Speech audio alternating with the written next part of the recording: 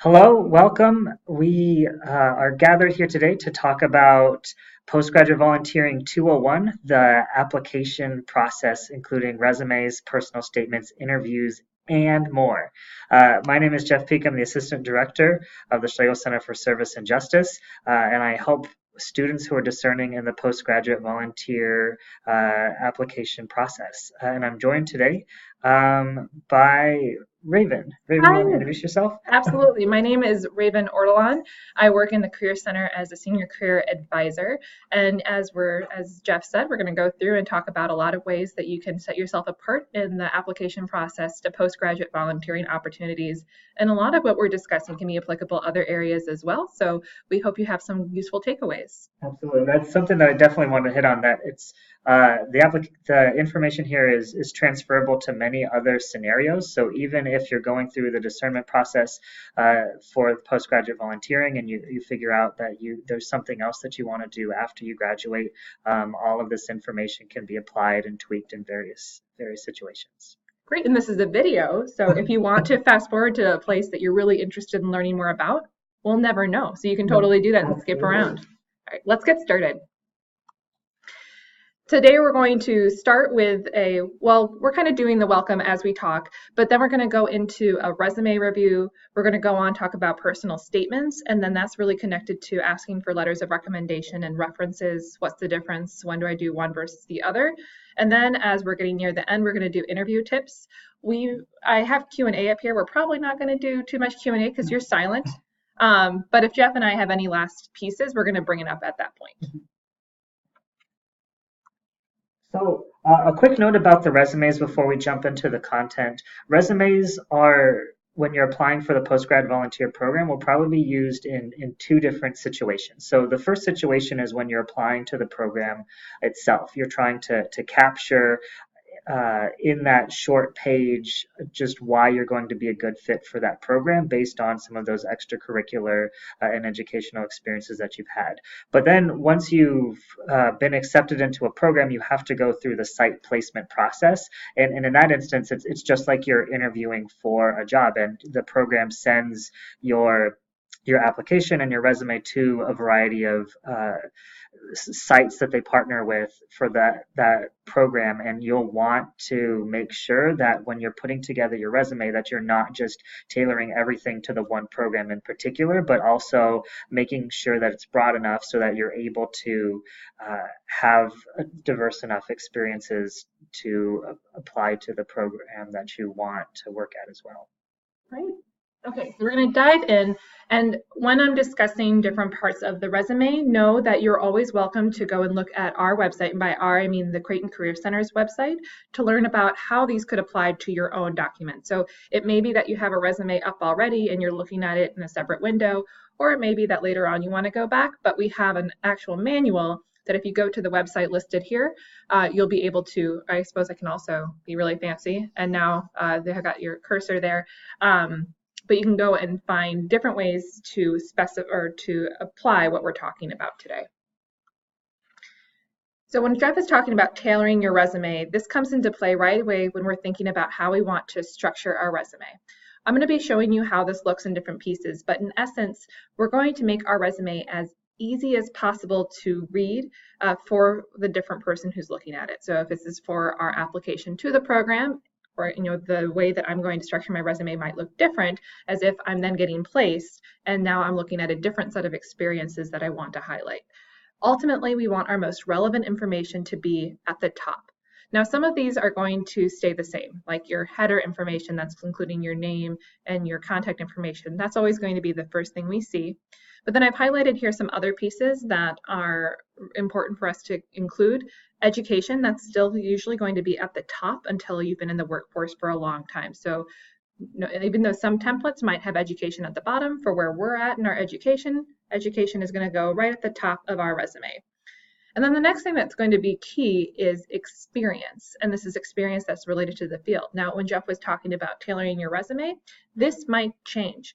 What I see sometimes students do is say that they have work experience and they feel like only an experience that's paid is worth getting put in that experience section. And that's the biggest thing that I would want to impart to you, is that's not the case. Any experience is worthwhile, whether it be paid or unpaid. So service experience that you have can absolutely and should be included in your key experiences section. Now, I have a few other pieces to say about that, but I'm going to hold off until we get further along in our slides. But the other thing I want to bring to mind is that there's lots of other components, lots of other sections you could have on your resume. Header, education, and experience, I expect to see those. Depending on what else you've done, the different sections might look different. So you might have like a key service experience and an additional service experience. You might have a training section. You might have an extracurricular. You could have leadership. There isn't a right or a wrong, but what we're going to be doing again is thinking about structuring it so the most important information is at the top. And then references will have a couple slides on references in general, but you do not need to have references. You don't need to have references on your resume. That's usually not included. It's usually a separate document. All right, and now going on to the experience section that we discussed, you see here we have it broken into related and unrelated. On your resume, this is probably going to look more like related experience and additional experience. Now, the reason that we're doing that is that we're going to be writing descriptions for all of our different things that we've done, our service, our jobs. Now, if we wrote experience for everything, it would probably be that the resume is too long. We're going to try to keep our resume to 1 to 2 pages. And we also don't want to exhaust the reader and have them feel overwhelmed by the amount of descriptions we have. So my recommendation, and what we recommend just in general from the Career Center, is that you find a few key experiences that you write descriptions about and keep those in the related experience. Now, for someone who's going into a service program, I imagine these are experiences that show your dedication to their mission. So maybe service-related items that you have in that related experience. But additional experience is still really important. So you may be currently working as a barista, or working in a work-study job that the tasks that you're doing are not on surface directly related to the market you're going into, but that's still great experience and showing a lot of diversity of skills. So I want to have it on my resume, but I'll put it lower in an additional experience section. I'm probably not writing descriptions about them because otherwise it would take up too much space. So when we're looking at experiences, and we'll see some examples of how to format them later on, but this is what I'm thinking about. I think when Raven was talking too about the keeping it to 1 to 2 pages, I think an important thing to remember with this is give the volunteer program what they want. So especially if they are asking for certain things on your resume, make sure that you are including those things on that resume. I remember when I applied for my volunteer program, they asked me to list every volunteer experience that I'd done since middle school, and sure, I can give that to you. And my resume went a little bit longer because I was including all of those experiences. And that may not be the case for everybody when they're applying to a program, but just make sure that 1 to 2 pages is a good rule but also remember to give the program what they want, especially if that's an important part of the application process. I mean, in that following directions is really important. Absolutely. So the feedback I'm going to be giving, or the suggestions I give, are under the assumption they haven't given you specific guidelines. Right, yeah. If they do, that trumps everything I'm saying. So yeah, please include those. And it might be an example of a time that we have one version of our resume for applying to the program where we have those specific qualifications, and then we're applying to sites. If they don't want that information on the site resume, that might be things that we change. Yeah. The other thing I'll say, and we're going to go on and talk about the next thing, but it can be helpful to have a master resume too, where you have everything. Maybe not all the way back to middle school, but even so, like having a master resume where you have everything you've done, knowing that you might have to cut things out when you tailor them and send them to particular places. It's almost like a diary of all the different experiences you've had. Mm-hmm. Okay, so when we're talking about experiences, what does that look like? Here are some pieces that you can keep in mind. One is that the experiences should be listed in reverse chronological format. So that means that the most recent experience that you have should be at the top. And this just makes it easier on the reader to skim along and know what you're currently doing. We also want the name of the organization that you worked or volunteered for and the city and state that that place is located in. I also want to see your job title, and here this can get tricky because we don't always have job titles, especially if there's a service thing that we're doing. So if I am volunteering someplace, I'm going to try not to just say volunteer, only because it doesn't say a lot about the type of work that I did. So now I would be trying to think and be creative. If I worked, for example, in a nursing home and I was playing bingo with residents, if I was reading them books, talking with them, I'm helping do some life enrichment activities. So I might call myself a life enrichment volunteer. So that's the type of thing I would have you do if you're looking at your resume. Same with intern. Intern doesn't tell me a lot. Tell me what type of intern you were in the description. It's okay that that's not an official name for the position. It's just going to help the reader understand what you did.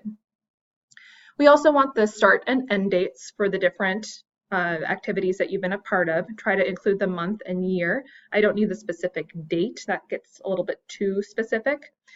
And then, of course, we want our descriptions of job duties. We're going to spend some time talking about what that looks like so that you have more of an idea of how to write those.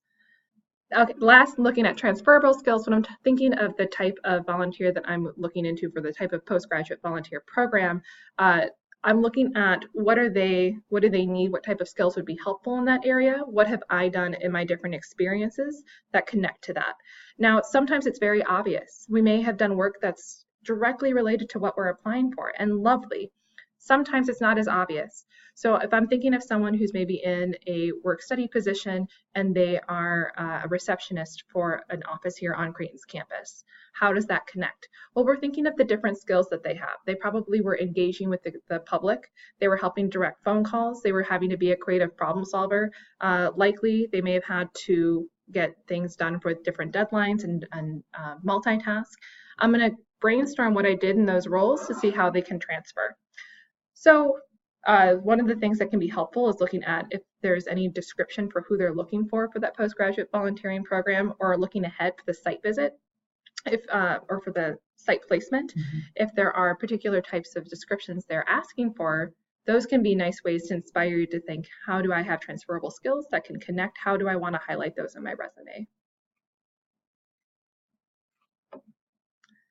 Okay, I know this is a lot of text. We're going to get through it quickly, and then we're going to go on to some examples. But just in general, when you're writing descriptions on your resume, we're always going to start with a strong action verb, and we're going to use bullets to list out our different descriptions, because this is going to make it easier to skim. We don't want to give the reader paragraphs, because that's really hard to pick out your different highlighted skills if you're using paragraph format. We recommend not using periods, but I would say consistency is more important than whether or not you use periods. If you use periods all the time, that doesn't look bad. That would look completely fine. This is just the typical recommendation we give. Use terms related to your field. So it kind of depends on what you're applying for, but this would be more, I think, related to the site visit portion, or site placement. Placement process. Okay. What's site placement process? Site placement process. Or job placement process. Job placement process. Because you're using terms related to your field. So if I knew that because some of you might be in nursing, if I know that I'm looking for a nursing placement, I'm going to use fields that are related, terms that are related to nursing. If this doesn't feel like it applies to you, don't worry about that so much, but just a good rule of thumb. Let's see, other things that I want to talk about. If you want your resume to look really sharp, it's helpful if it's agreeing properly. And there's a really quick way to learn how to do that. So if I'm looking at my descriptions, one, I'm not going to use any personal pronouns, and there's not a big why to that other than that's just the way it's done. So we use we take out all the I's and my's out of that resume description. But when I'm reading my resume descriptions, I should be able to pretend that I put I in front of it to see if it reads well. So for example, if I'm saying engaging customer services or engaging customers with quality service, that wouldn't make sense because I wouldn't say I engaging customers. Instead, I would want to use either the present tense if this is a current position, so I engage customers, or a past tense, I engaged customers. And that can absolutely elevate your resume and make it seem really competitive. Let's see, we already talked about tailoring skills. And then lastly, as far as how long your lines can be, I would try to keep it to 2 lines per description, because otherwise it's quite a run-on sentence. Well, as we get into formatting, I had a student come to me recently with a resume formatting question, Okay. and I know that we're getting into that in our next slides. When you, when you uh, when you have multiple things that you're doing, Mhm. but you started them at different times and they both go through the present, how do you format that on your resume? Sure. So then I get to be the leader and determine what I want to be on top. If they're both present, if they're overlapping, I'm going to executively make a decision that one is going to be more important or more related than the other, and I'm going to let that rise to the top. That's really going to be my thought process throughout. So everything I'm telling you like there's a right and wrong way. And to an extent, there is, but resumes are gray ultimately in their being. So if you have an argument for, like, I really want this to be on top of the other, and I've told you it's reverse chronological order, no one's going to throw out your resume too if it looks different than what I'm suggesting. These are just guidelines, but sometimes we do also bend the rules if we want an experience to be higher than the other. So I'm really sorry, but on any of these two, I might say it depends. And so if you're someone who really is a black and white thinker, resumes are not going to be your favorite. And I apologize for that. But these guidelines will at least help you get your resume into a good place, and then ask Jeff or I when you have questions about those nitty gritty details that don't have a clear answer, because they'll come up. Yeah. This is a few different ways that your experience section could look. Now I've broken these apart. So one is an example of a job, one is an example of a volunteer experience that's formatted like a job, and one is an extracurricular activity that's formatted like a job. So going back to what we discussed earlier, where whatever you include in that, like, a related experience section, it may not be professional, and by that I only mean that you may not have received a paycheck for it, but that does not mean that it's any less merited than something that you did receive a paycheck for. With any of these, we're looking at they have all the key components. I know what these people's roles were. I know where the organization was that they had these roles. I know what the dates where they were there. I'm also looking at these descriptions, and they have that bulleted description that's starting with a strong action verb. And then we're going to go dive a little bit deeper into bullet construction in the next slide. But in essence, I'm giving a range of my skills. And if someone's just skimming it and just looking over, I see that this person was running things, he was assisting, or she was managing or researching. I get a sense of what that person can do and what they're bringing to the table. So if we know that they're skimming, and if we are looking at that program, and we also know that they're looking for someone who's mission oriented, I'm going to be trying to incorporate some of those pieces, if possible, into my descriptions, because that's where the resume is able to convey that. The next piece we'll talk about is personal statement, which you can elaborate on these points, but a resume is often the first thing that they see. And so nice to be able to try to convey our interest in the position and how related we are to it. The last thing before we go, if you look at the extracurricular activity, this is also a way that if I had multiple roles within one organization, I would consider organizing it as such, where I had dates connected to the different roles I had, but I was just listing the organization once. So this may mean, coming back to what Jeff said earlier, that you might have something at the top of your resume, even though some of the items or some of the jobs or experiences that you've had related to that organization are in the past. If you're doing something currently there, it may still be at the top, and it's okay to nest your experiences that way. I know many of you may have multiple experiences through the Schlegel Center of Service and Justice. And that's okay to have multiple tiered experiences connected to that. I would say that if you've worked for the Schlegel Center and then also you've served for the Schlegel Center, I may try to differentiate that if depending on how many roles and responsibilities I had connected to it. And yet those are things that you can consider doing. And I think too, I mean, I know that some people have leadership in an organization that they're doing service with, and so like one of the things that Raven was talking about, I mean, it applies there as well, where you can divide up the leadership that you're doing, where you're able to highlight some of those experiences, and in a completely separate volunteer section, you're able to list out some of the responsibilities you had as a volunteer, and then that gives you a few more lines to highlight some things on your resume, as opposed to really getting bogged down in the weeds of how do I fully encapsulate all the things that I've done with this organization, and it can get really hard. And so by breaking things up, it might make it a little bit easier for you to do that. Yeah, and I think it does a better job of showing how involved you are if they're seeing different um, types of titles or different types of volunteer names throughout that experience. Mhm. Great. So we won't spend too much time on here just because this information exists elsewhere, like on the Career Center website. But I just wanted to really bring home that resume description writing is somewhat of an art, and even though it can be difficult to do the very first time, it will absolutely help convey your experiences and your skills to the reader. So good to spend some time here. When we're looking at writing those descriptions, as I've mentioned before, it's going to start with an action verb. So here we have a number of suggestions. If you look at, I always use the verbiage job description, so of course you might not be a job that you're applying for, but if you look at the job description and see what it is that that organization is looking for in a candidate, that can often help you inspire you to say what type of verbs I'm using in my resume to convey my experiences. Next, we're looking at the responsibility. So it's okay to say that you inventoried supplies. That is your responsibility, but it's not enough. I also want to know it could be the outcome or some additional context. Wherever you can find opportunities to quantify descriptions on your resume, that can really help. And now, I oftentimes see in business examples, that someone was able to increase traffic by 25%. That's not really the world that we're always living in, where we're in a business setting and we're increasing whatever it may be, or we're helping reduce the budget. It could be that you're engaging with a population, and I want to know then what was the age range of the population, or how many people were in this group that you were leading service reflections with. Helping the reader understand what the specific numbers are can help them better understand what that experience was like. So those are some things, but then also with outcome, sometimes a question I'm asking is, well, how did you do that? So it may be that you said assisted with a project.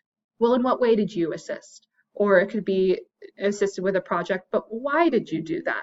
So think if there's any unanswered questions with that description, and if you're seeing it's really short, there's probably ways that you could add context. Now remember, the resume is our first line of defense to really convey who we are and what type of experiences we've had, what we're going to be able to contribute in this different role. So the descriptions are really an important place to show them what we can do.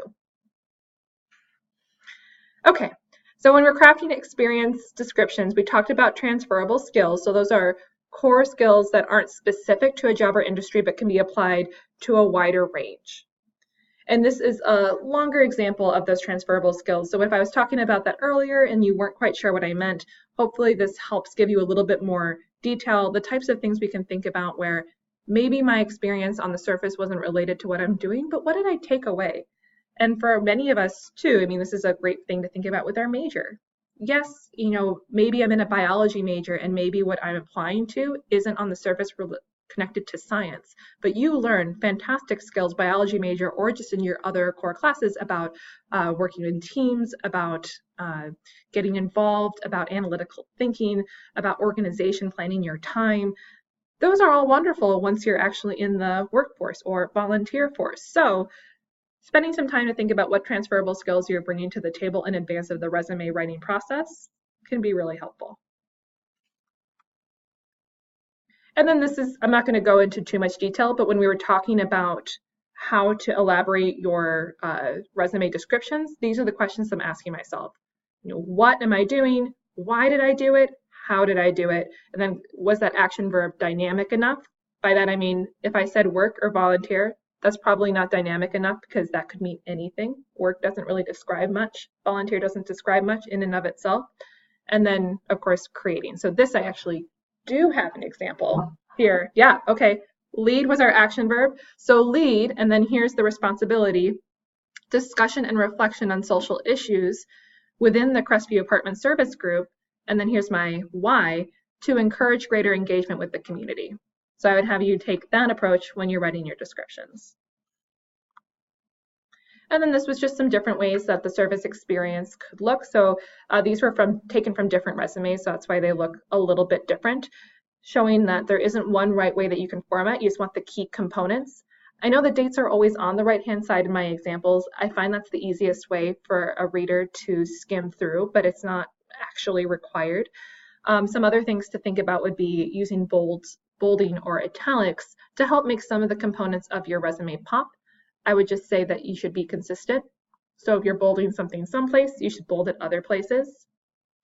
Also, and I'm just smiling because I know I'm a little bit silly on this, but I think it's so important that you're consistent with how you format other things on your resume, such as your hyphens. Your hyphens should be the same size throughout. Your spacing should be consistent throughout, because you know what that says about you is your attention to detail. And that's a really important thing as a professional.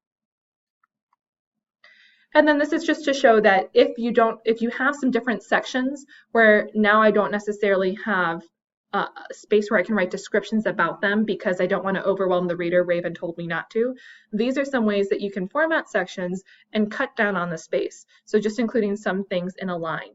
Now, I would just hope that anything you're including just in a line here is not something that you're hiding away. So if my hospital escort position at Fairview Health Services that I've indicated here was really related to what I'm applying for, it should be in a higher section. It should have some descriptions. But if I've already chosen maybe 5 things that I've written about that have descriptions for them, and I think 3 to 5 is a good amount of key experiences, then my other ones might be listed in a section like this where they're just in that line format. Great. So the thing with resumes is that you can work on them whenever. So if you're watching this and you're a sophomore student and you're preparing for life after graduation, excellent. And just as Raven said earlier, you can make that list where you formatted everything and you sort of have your baseline resume where you can copy and paste and put things together, which then makes things so much easier by the time that you get around to applying for things. When it comes to personal statements or within the post-grad volunteering world, a lot of times it's not necessarily one personal statement, but a series of essays that you have to write. That's where you have a little bit more of an opportunity to extrapolate a little bit about yourself and to answer some very specific questions that these programs want from you. Or if something, if you feel like you weren't able to capture all of the depth that you wanted on your resume, this gives you a little bit of an opportunity to go into a little bit more depth in this place. And then as I'm going through, some of these personal statement points are more guideline-y. It's a little bit more difficult with a personal statement to say, you shouldn't have these key components. These are the right answers. Personal statements become even more gray than resumes. So I'm going to give you some general rules of thumb just to help you in the writing process, but these are not necessarily things you need to adhere to strongly. One of the first things whenever you have a writing assignment, be it personal statement or otherwise, is to really think about the purpose of that essay. Now, when we have a prompt, that's lovely because we already have a specific thing that we're responding to, but we also want to think about the context considerations of whatever we're writing. So what we're writing is, if we're applying to a postgraduate volunteering program, do I align with that mission? How is this experience going to help develop me? How serious am I about this program? But then also your ability to succeed in that type of work, and will this help you thrive? Also, thinking about how you write that statement will give them other ideas about your ability to write analytically and about your ability to think critically. So that's some of the different contexts that we're thinking about in addition to the specific prompt. So of course we're going to analyze the question to begin with, but we should also do some research. Now probably, if you're all the way to this point, you've done some research already because you chose to apply to this program, so it might be revisiting some of the research that you've already done. But along with that research, what I would encourage you to do, and what you may have already thought of on your own, would be to talk to some people who, if they haven't been in the program, if you can't find alumni, talking to people who know about the program. So Jeff Beek would be a great person to connect to. But I know in this digital age, we're often tempted to just do everything on the computer and not step outside that comfort zone. But not only will it help you feel more committed to what you're applying for, but it'll help you sound more knowledgeable when you begin writing. because you're going to have a better sense of where it is that you're going. So those would be some of the things that I have you do. Of course, look at their website, that's great, but also talk to people. If you feel like you're struggling, how do I connect to this mission? What am I like? Take a personal inventory.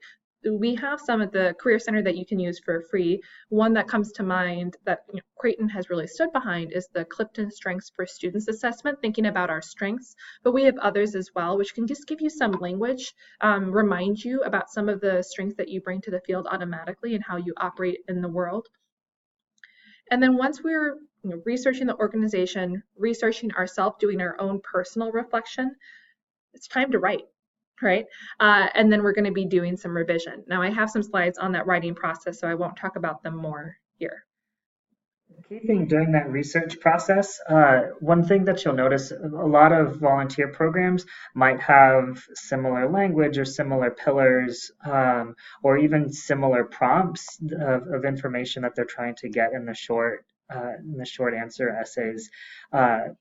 One thing that I've definitely seen though is one shortcut that students will try to take is to pigeonhole everything from one essay that they write, and then copy it from one program and then paste it in the other program. So it certainly is a way where you might be able to save a little bit of work, and you also want to make sure that you're tailoring the specific essays for the specific program so that you can give them exactly what they need.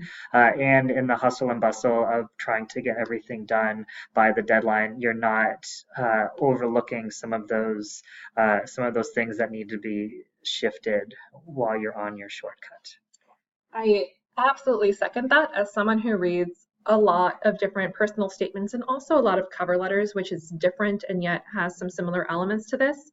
I can tell when someone's copy pasted, at least most of the time, because I've definitely been able to identify like, oh, this feels like this is a little bit generic, or perhaps sometimes the language used in those essays that are intended to be used multiple times become more generic. It doesn't allow you to connect as much with the reader, and it does sometimes reflect on your commitment. So I absolutely echo that. Really important to tailor what we're doing to the specific organization.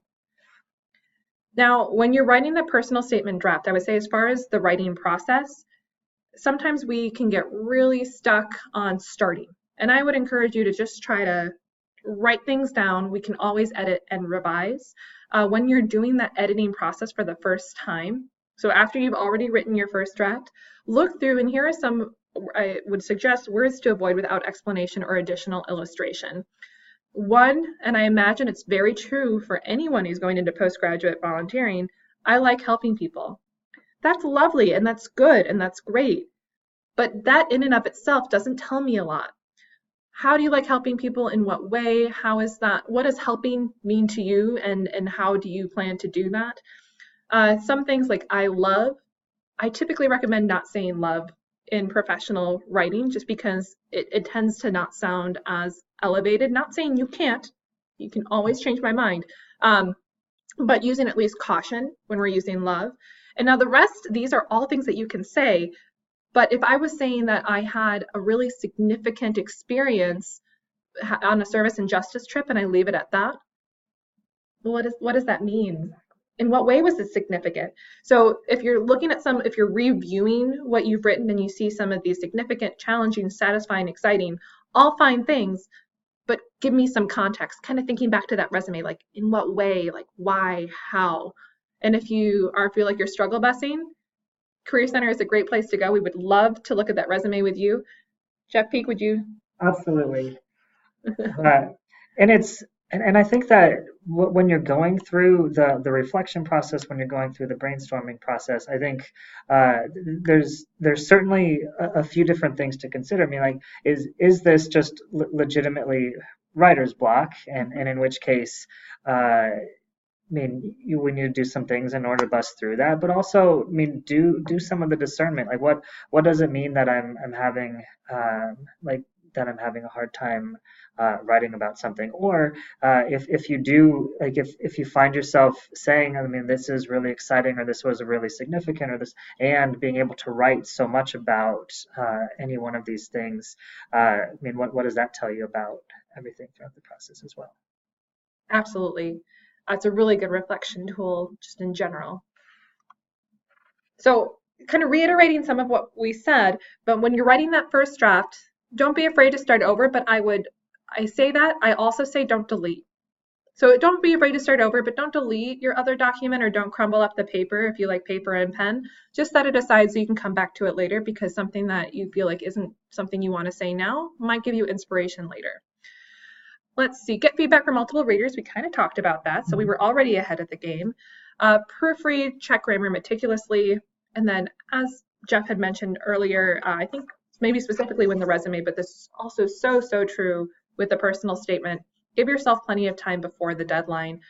Most of us are not our best writers when we're rushed. For those few of you out there, you know, fantastic if you really are a good writer. But for most of us, there is a lot of discernment and reflection that is a part of this writing process. And so the more time you give yourself to really reflect and to come back to your writing, the better that writing is going to be, the more authentic that writing is going to be, the better able you are to reflect what you're trying to say.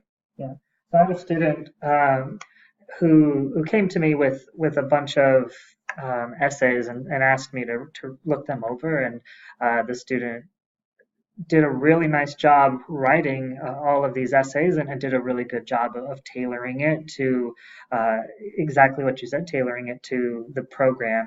But for me, reading through it, I could tell that something was off. I was able to tell the student, this does not sound like you at all. What's up? And they worked so hard because they wanted to get into this one program so much that they weren't doing the internal work to see whether or not it was a good fit for them. And so to reiterate that discernment process point, I mean, writing your resume and putting things together, I mean, like that's part of the discernment process. And filling out those short essays and like seeing how you feel during that process, that's part of the discernment process. And even when we get into the interview process, that's very much a part of the discernment process. And changing your mind is okay, because you've gotten new information throughout the process, and that's it's important to attune to the inner workings that are going on, and listening to like whether it's your gut, whether it's the spirit. I mean, those things are really important. Yeah, excellent. So some tips to consider when you are writing your statement, some things to avoid that if you include them can sound boring or predictable. One is the what I did with my life approach. So this would be saying from a young age, I was interested in this, and then in middle school, I did such and such, and then in high school, I added on to that, et cetera, et cetera. That becomes like a slow rehash of your resume, and that doesn't become very exciting. So we're going to try to avoid that. Next, we don't want to say that I've always wanted to be, because we want to include that discernment piece and that growth piece that helped us learn about why that role or why that career aspiration is something we're interested in, why it's meaningful to us. If we say we've always wanted to be, it's kind of like a shortcut to how that is going to be an impactful career. We already talked a little bit about the catalog or timeline. That's often connected to the what I did with my life approach. We also don't want to have too many topics. Now remember, a lot of these are going to be kind of bite-sized statements or bite-sized essays. And so even though we may be compelled to tell them, 8 reasons why we're interested in this program, let's try to narrow it down so that we're not trying to include too many topics that we can't go into much detail about. A few quality topics are going to be better than many not so quality topics. And we also want to avoid lecturing the reader, which we never intend to do that, but look at your sentences and if you're trying to say something that they're already going to know, that's what we're going to consider lecturing the reader. So if I were to say communication skills are important when educating groups of people, yes, they are. They are important. So we're going to try to say, like, because communication skills are so important to what we're doing, I did X, Y, Z. I joined Toastmasters or whatever it is. So I'm always going to look and make sure that I'm adding context to what I'm saying. I write a lot of letters of recommendation. Do you write a lot of letters of recommendation? Only a few. Only a few. Yeah. So this is a place that we're going to try to get through relatively quickly and just give a few key insights as we work our way through. Does that work? That absolutely works. Great. So here, one question for me, students cannot hear me ask. Letters of recommendation is the most common when applying to these programs, correct? Yeah. So references is something they'll encounter after they go through the program. Right. So more often than not, when you're reaching out to people to ask them to be a reference or to do the letter of recommendation, a lot of times when the recommender will be given a form that they need to fill out. It's not necessarily going to be a phone call coming from somebody. Every once in a while, it'll be an actual letter, but more often than not, it comes in the form of like a few 1 to 5 scale things, describe this person in 3 words, and then a few short answer questions that the person is going to fill out. Absolutely. And with the reference, that's not something you're probably going to be countering as much when you're going into the postgraduate volunteer program, but that's what your next step is going to include. And I've done a lot of references. I haven't done as many letters of recommendation. So the reference is usually for a job, and it's going to be sometimes it's a phone call to a professional that you've worked with in the past or a faculty member. Sometimes it's very similar, and people are going to get a form. So knowing that there's a difference can probably help you when you're approaching this. But we'll talk mostly about letters of recommendation because that's what's coming up on your horizon.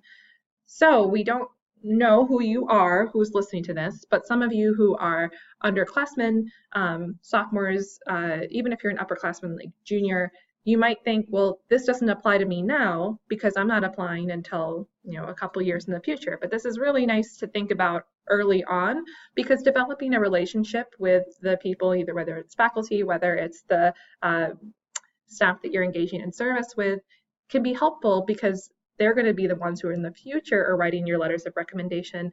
So not even just a means to an end. I know it sounds like this is a means to an end, like be friends so you can ask about letters of recommendation in the future, but it's also just a good professional tip is to foster connections with the people around you because not only are they interesting, but also having people in your network is going to be just helpful in your success later on, and know that probably wherever you end up, you in the future will be someone who could be a reference or a letter of recommendation writer for someone else. Let's see.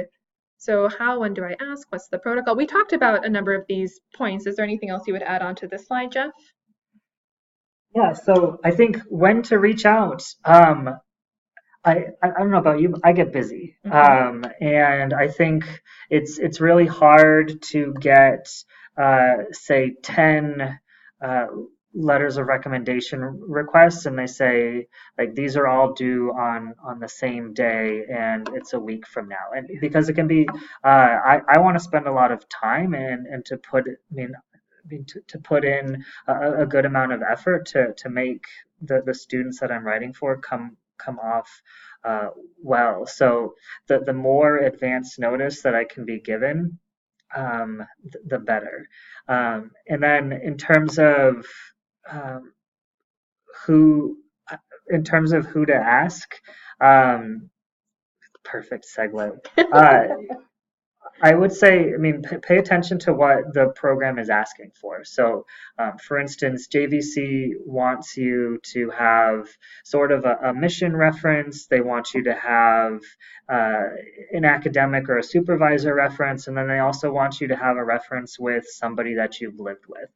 Because for a lot of these post-grad volunteer programs, you're living with other people, and they want to make sure that you're a tolerable individual to live with. So making sure to pay attention to the different types of recommendations that are being asked for, and that you find somebody that knows you well who can write it. You can certainly ask any number of people. I mean, like you could ask a VP, you can ask a dean, but if you don't have a relationship with any of those people, they're not going to be able to write as deep of a letter of recommendation as what you're looking for. So find someone that knows you particularly well when asking. And then in addition to that, we're going to try to make that request as easy on the ask E. No, easy on the person we're asking as possible. So some of that, as Jeff talked about, is being considerate of time, asking in advance. But other things would be also letting that letter writer see your resume and your personal statement, so they have more of an idea of how you're presenting yourself and a little bit better idea of what your application materials will look like. That's going to be helpful for them too. Let's see. I guess the only thing that means is that you should have some of your resume and personal statement done before you're asking your letters of reference writers. So that might mean that you're going to get these things done earlier than you had originally planned on it. And that's really a good thing for us, because that means that we're going to be on time, so that we're going to be organized. And you can talk with the people that you're asking. It's not key. It's not like someone won't let you write you a letter of recommendation without those items, but it's expected, and it's a nice thing to do. And the last thing is making the ask. And now, of course, if you know this person well, you can ask them in person, but I would say don't assume that they can. There's a couple different reasons. One, as Jeff talked about, sometimes depending on when you're asking and when the deadline is, they may not be able to do it just for time reasons. Also, sometimes we're asking people and we feel like we know them really, really well, but maybe they don't know us really well. So it could be that they're not able to give us a strong letter of recommendation, even if we would like them to.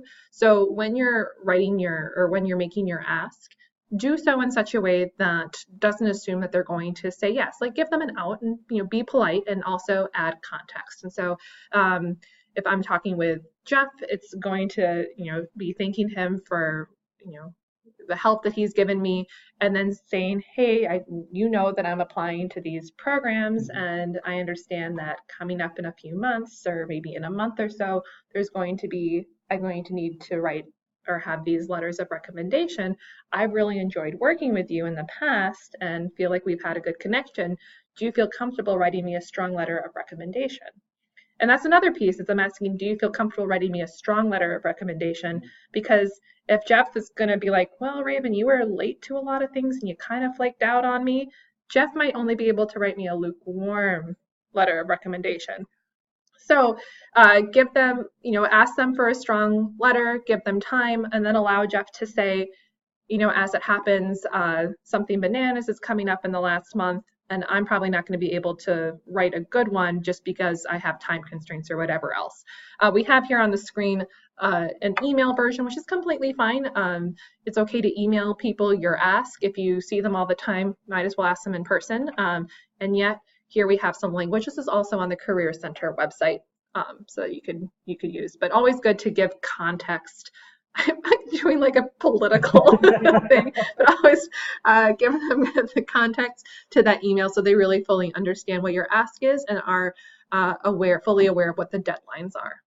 And then make sure to follow up too, especially if it's getting closer to the deadline. I mean, you don't need to be persistently nagging the person that you've asked, but I also know that sometimes people get busy. So if it's a week out and something still hasn't been submitted yet, just circle back and say, hey, is there anything else I can do to help you out in this process?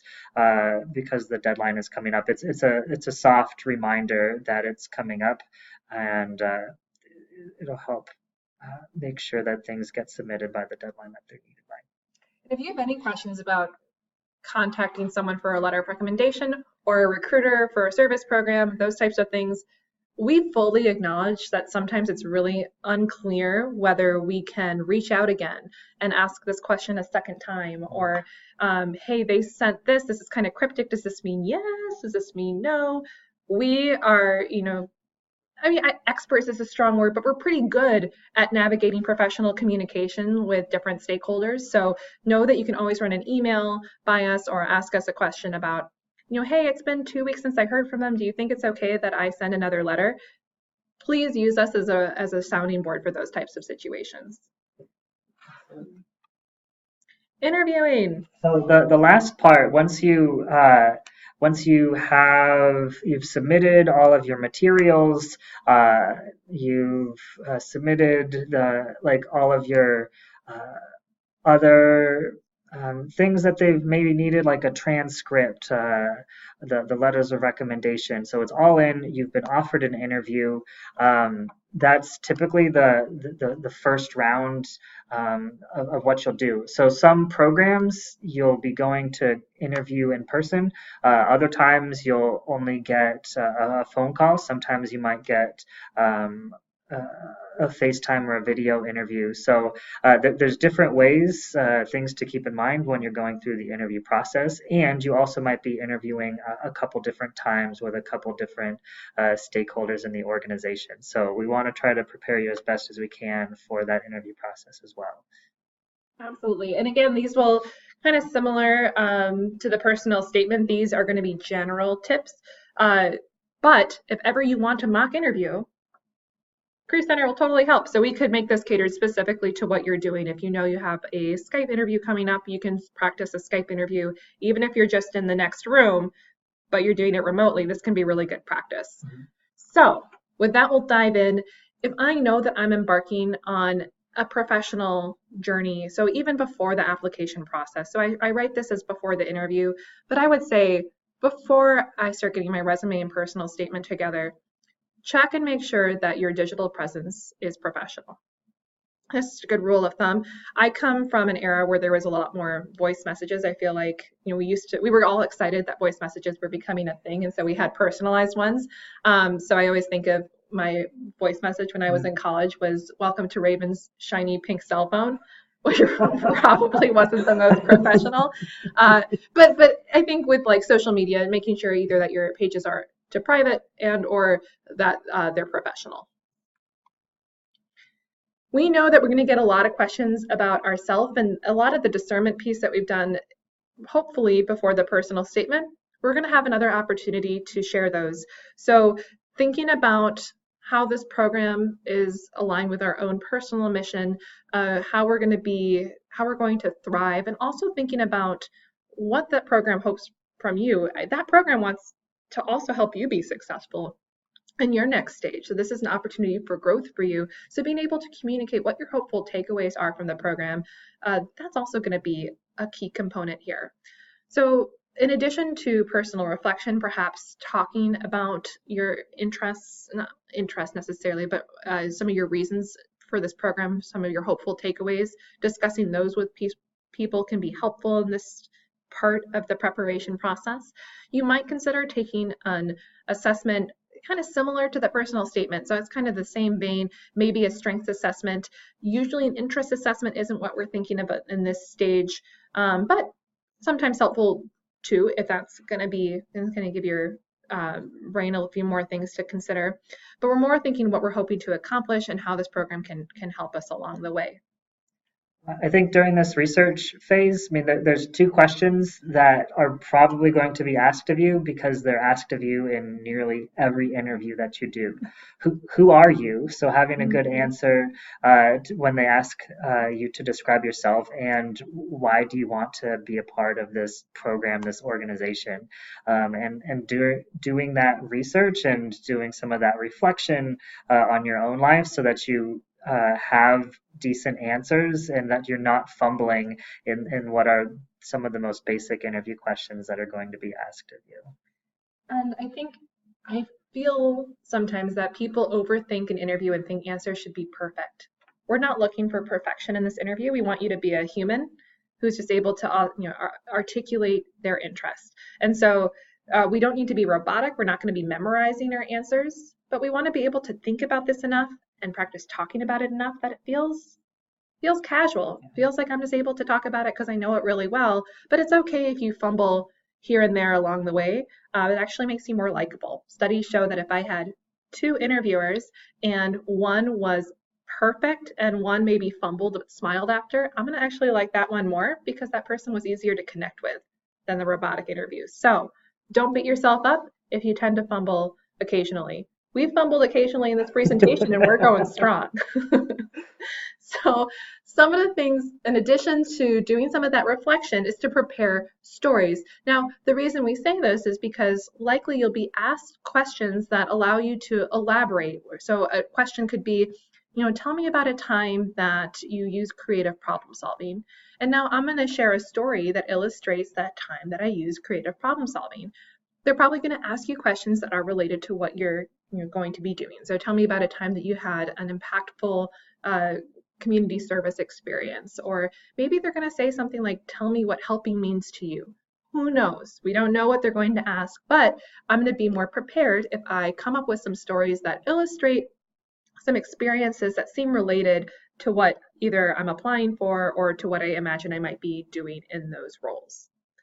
And then the other thing is when then, fast forwarding when I'm actually giving those answers, giving them in such a way that the listener is able to follow them easily. So I talk about the STAR response there in the slide. Use my cursor, STAR response. That's starting with the situation. So I think of if it was, tell me about a time that you experienced conflict and how you handle that. I'm going to give the situation. So the situation is that I had a roommate. And then what is the task? And that roommate would always drink my milk. Now, this is probably not actually like a good story for the interview, but like helping illustrate what this would be. And so the action, and this is the key part, what did you do? And I would challenge you to use I language, not we language here. So the I language would be, at first I tried to ignore the fact that she was drinking my milk, and yet because I had to pay for it and because I was on a budget, I realized I needed to talk to her. So I found a moment where we were both being very casual, having a good open communication, and talked to her about the milk drinking and learn whatever reasons she was doing it. And then as a result, we agreed to go in and buy the milk together. And so we had this communal milk carton. Who knows? Again, story itself, not so great an example, and yet you can see how you're using that STAR response and how now the listener is able to understand why that story was important. So yeah, not good at coming up with stories at the tip of my tongue, but conveys the STAR method. And then of course, we're going to be researching the programs. We talked about this a bit in advance. A lot of this is probably already done for you. You probably explored a lot of these aspects when you were choosing whether you want to apply. But revisiting some of the different program components, understanding their mission, talking to people, we talked about talking to people, will help you, again, feel more like this is second nature, understanding the program and why you're interested. Why did you choose this program? And I think, I mean, in this researching of the program, you've done a lot of the work, but typically in an interview, they're going to give you an opportunity for questions at the end. And so if you have an opportunity to ask some of the broader, the mission-based questions, not necessarily the logistical nitty-gritty, like, am I going to live with a roommate or not? I mean, hopefully you'll have had an opportunity to do some of that homework ahead of time, or even if it's asking the question of would you be willing to put me in touch with someone in the program so that I can talk with them about some of the logistical things. I mean, that's totally reasonable towards the end of the interview. And I think that more often than not, post-grad volunteer programs really want to make sure that you have a good feel for what their program is, because they want you to be successful in the program over the course of your time with them. So they have an interest in helping you get your questions answered, but also know that at least within the context of an interview, there are some questions that are better to ask as opposed to like it's not the best time, say, to like figure out like, oh, some volunteer programs don't let you have alcohol and some volunteer programs do. Is this a program that you can drink while you're a volunteer? Maybe not the best question. Meanwhile, you certainly want to get it answered. It also, I mean, they might misconstrue you're asking it as that's something that's like the preeminent value in what you're looking for in a program. So you want to make sure that you're still portraying yourself well. I strongly echo that. When you get to the part in the interview where you're now asking the questions yourself, think about what those questions reflect about you, and that may help inspire you to ask some questions over the other. I have been in interviews where we selected one candidate over the other because their questions to us conveyed that they were truly interested in the position. So I would not undersell those questions. As far as appearance, my recommendation would be always to wear professional attire. Now, this doesn't necessarily mean a suit. This could mean nice dress pants and a nice blouse or a nice button up. Now your interviewer, maybe it's more casual an environment and they're going to be wearing jeans, and yet you should still wear professional attire. If it's not a suit place, don't wear a suit because that's going to be overdressed. At least that's my recommendation. Okay. Sounds good. Sounds good. So we have some different recommendations here. Men, press shirt, ties, shoes, a belt. Women could be the same above, press shirt, ties, shoes, belt. Could be conservative dress, and of course by conservative I just mean something that's not too short. Something you feel comfortable bending over and picking something up in. So conservative dress, shirt or skirt or pants, shoes, jewelry, purse. I put makeup as parentheses because I want you to do the most professional version of you. If you're not a makeup person, do not feel compelled to wear makeup for this interview. What I've seen, and the only reason I bring this up is sometimes I've encountered people who think that the interview is a time where you need to wear lots of makeup. Not the case. And if you're someone who wears lots of makeup, there's even recommendations out there not to wear a lot of makeup on the interview in general. Now, that being said, I'm like, you do you. If you are a makeup person, you wear makeup. But I want you to know you should wear the most professional version of you, and don't feel compelled to put on something that doesn't seem like you. Women do not have to wear heels. It is lovely if you are good at walking in heels, but if you want to buy a comfortable pair of loafers, that's more the realm I'm in as well. That's okay. So I just kind of wanted to address those points because sometimes I see questions about it. I say you do you as far as piercings, as far as tattoos. Those are a part of you. Now, depending on what you're applying for, I don't think it's going to be in the postgraduate volunteering realm, but certainly out in the world, there are times where having piercings or tattoos could mean that you don't get a job. Like that exists. I think that's sad that exists. So sometimes you have to do some risk analysis and say, well, do I want to hide that part of myself for this job? And sometimes the answer is yes, and that's okay when the answer is yes. But you also might feel like, no, this is me, and that's okay too. Would you recommend still dressing up for a phone interview or for a Skype interview? Well, Skype, absolutely. And I would say, because the internet shows us examples of times when people are only business on top and then their dog barks and they have to run from the room and their sweatpants on bottom. So yes, if you're Skype, professional all the way. There are theories that wearing professional attire on a phone interview will still help imbue you with confidence. I would say kind of like know that that's a theory and see if that's something you want to do yourself. I don't have a strong recommendation, but I want you to feel confident. So if that's going to help you feel confident, wear a suit then. No one's going to know. So you can go do everything. But I would say for a phone interview though, and it may sound funny, but we recommend smiling because our voice actually sounds different when we're smiling versus not smiling. I don't know if I can do a good example now because I'm thinking about it. I'm gonna like totally throw it.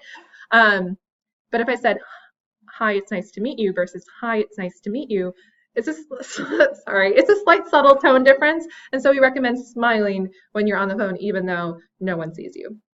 As far as other appearance, with haircuts, this is just to say, we don't recommend getting a haircut right before your interview because it can feel weird to you. You feel like, oh man, either they did it wrong or this isn't my normal. Get a haircut 4 days before the interview. Let yourself get used to it. Facial hair, fine to have facial hair, just keep it trimmed, look nice, the best version of yourself. No smoking or cologne. Just don't want, well, smoking, no one smokes anymore. It's okay if you do, but no one would smoke in an interview. I feel confident you weren't going to do that even if I didn't say it, but we don't want to smell like smoke. I think that's more what we're talking about here. We don't want to smell like smoke. We don't want to smell like cologne. We're in an interview. Oftentimes it's in a small space. People have smell allergies, but also we just don't want to give that impression that we're smelly. Same thing. We want to make sure, that our suits are pressed. Oh gosh, we're not doing suits. I'm sorry. The only reason I say that is because I'm trying to delicately say wear body deodorant. Okay, smell nice. And I was going to say make sure your suits are clean so that your suits smell good in a way to, but I just mean smell good. Yeah, and no cell phones.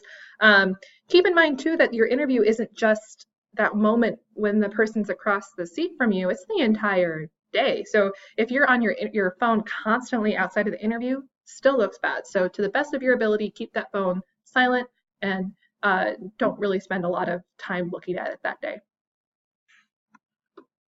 Be aware of your nonverbal communication. I don't know whether you know, but I've been trying to look at the camera for most of this presentation because I'm looking at your eyes, right? So looking someone in the eyes shows respect for them. So of course, if we're going to be in an interview where we're in person, we're trying to look at that person in the eye. If this is a digital interview or phone or video interview, trying to look at the camera as much as possible because that's looking at them in the eye. Being aware too, just what our other things are saying about us. So if we're nervous, if we're like messing with our hands a lot, that's going to show that we're nervous. If we're smiling nervously, that's going to show that we're nervous.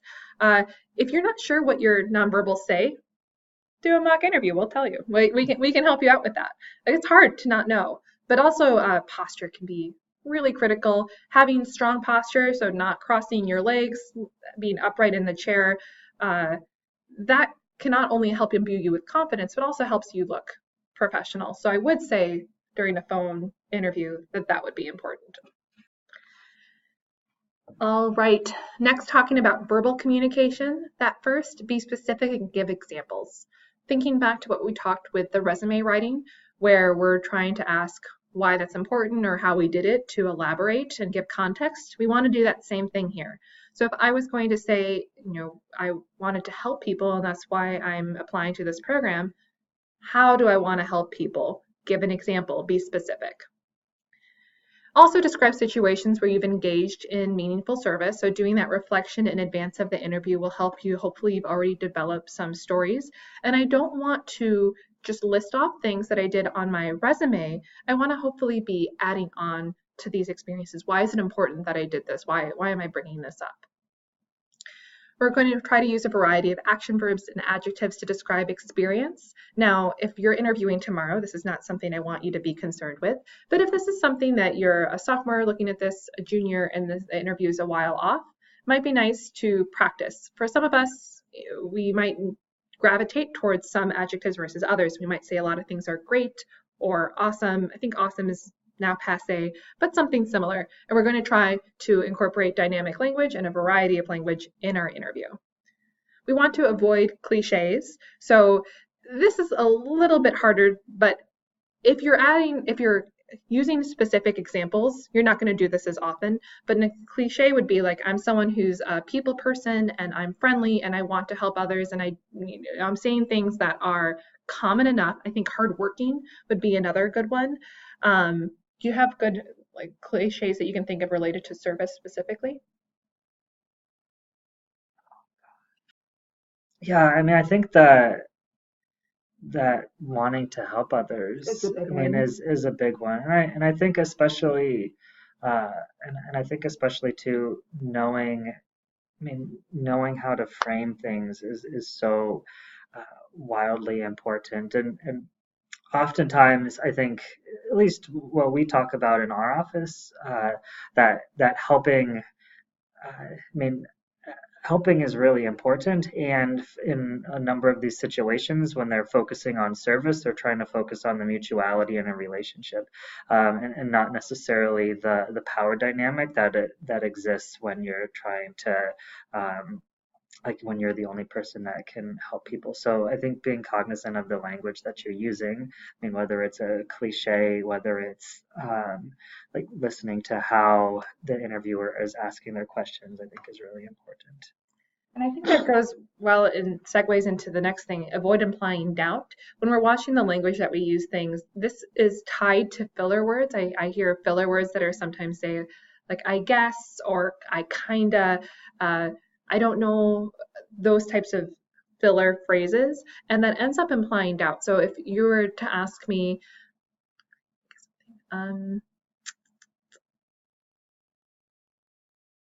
if you were to ask me, what is my favorite activity to engage in outside of work? And I say, well, I don't know, I kind of like to run. It doesn't sound like I really like to run. So, so those are the types of things, trying to reduce filler words. And it's a very Midwestern piece too. So if you're not from the Midwest, it might be less likely that you'll incorporate some of these things, but we're trying to avoid tentative language. And then lastly, sell yourself. What unique qualities do you offer? And I think sometimes I get looked at when I say this like, well, this isn't a business interview, so I don't need to sell myself. Well, sell your interest in the program. Like really convey to them that this is something that you're interested in, that this is going to not only be good for them, but be good for you. So sell yourself doesn't have to mean that you're a used car salesman, and I'm using my political piece again, but you go out there and you give them a lot of things that may or may not be true. No, sell yourself means that you've reflected on why this is a good fit for you, and that you're able to add to tell that to them in a way that they really feel it. I think with a lot of post-grad volunteer programs, one thing that I've heard from them is that they don't expect somebody to come in as a polished, finished product. And so at least when it comes to those unique qualities that you offer or that selling of yourself, it's not coming in from a position of arrogance, but also, I mean, how are you going to be contributing to this program, and also how are you how open are you to being formed?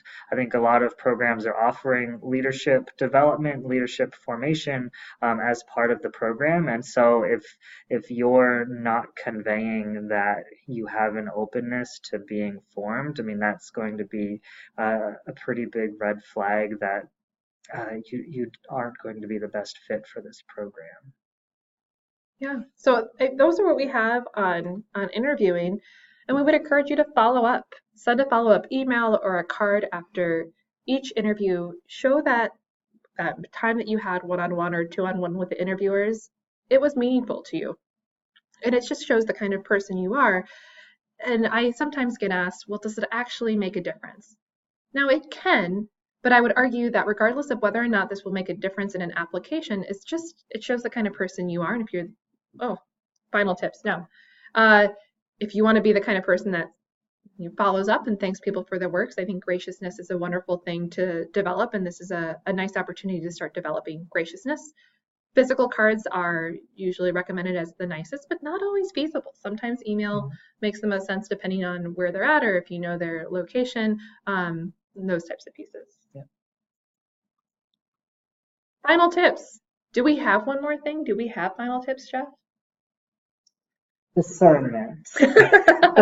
It all comes back to discern, and I think rightfully so. We're here at a Jesuit university, and one of the big takeaways from St. Ignatius was just discernment, and I think that if we didn't stress that throughout this entire process, we want to continue to do that. I mean, this entire application process. I mean, it's long and it's arduous, but it hopefully is a way for you to get to know a lot more about this program, and also hopefully a way for you to get to know more about yourself in relationship to that program as well.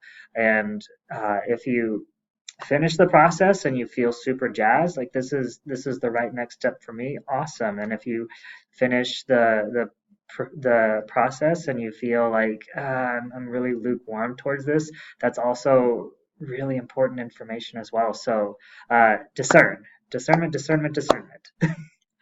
My my only final tip would be, while of course you ultimately are going to be the person responsible for all the different components we talked about today, you don't have to be on that road entirely by yourself, right? You have resources. Like that, if I'm going to give you one final tip is use your resources. You're watching this video, so you are already taking advantage of that, but we're also lovely in person.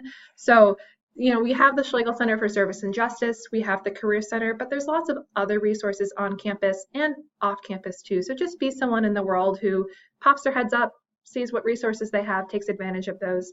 And yeah, that's what I've got. Great. Thanks so much for your time. If you do have additional questions, feel free to stop by either of our offices. Feel free to shoot us an email. We'd love to walk with you through this application process and be the resource that you need. Thanks for tuning in. Thank you. Bye.